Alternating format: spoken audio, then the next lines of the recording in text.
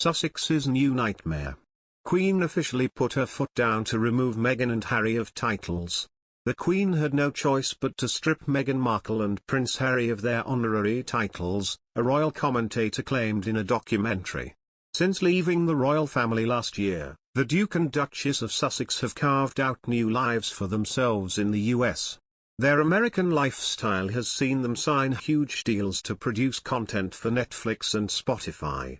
The couple settled in the star-studded area of Montecito, California last year, where they moved into a sprawling mansion.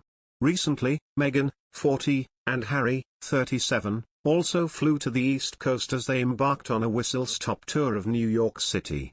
The trip was their first major public outing since the birth of their daughter Lilibet in June of this year. This week Meghan also showed her US roots as she wrote to Congress calling for paid leave for parents.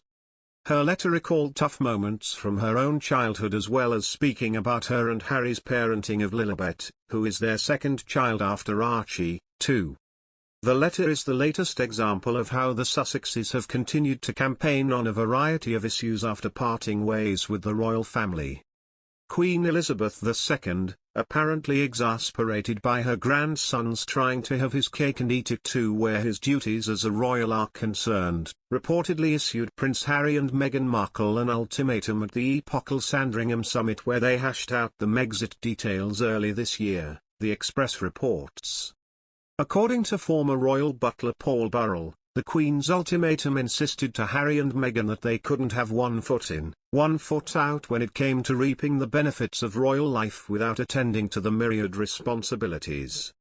Burrell disclosed these details of the tense summit at the Queen's Sandringham estate, on which, incidentally, Princess Diana grew up in a cottage as a budding little aristocrat, and the news about the monarch's ultimatum to Harry and Meghan on Vicky Patterson's podcast The Secret to. The butler opined that the Queen was only right and proper to be firm with her wayward grandson and his renegade American-born wife. And the reality was, the Sussexes in another country are isolated from everything the royal family means. And that puts the royal family at peril. So, the Queen had no choice but to strip them of the titles. After a 12-month review of Harry and Meghan's positions by the palace, the Queen confirmed in February of this year that the couple would not return as working members of the firm. She also confirmed that the Sussexes would be stripped of their patronages of the various organizations they represent. Harry, who served on the front line in Afghanistan, was forced to relinquish his role as patron of several military organizations.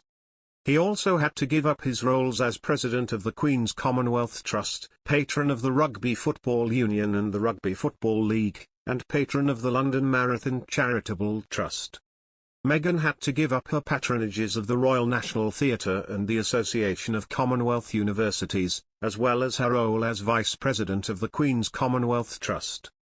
Buckingham Palace said the Queen had said, "It is not possible to continue with the responsibilities and duties that come with a life of public service." Its statement said the royal family was saddened by Meghan and Harry's decision to leave, adding that the Duke and Duchess remain much-loved members of the family. Buckingham Palace said in January of last year that Harry and Meghan had agreed not to use their HRH, His/Her Royal Highness, titles.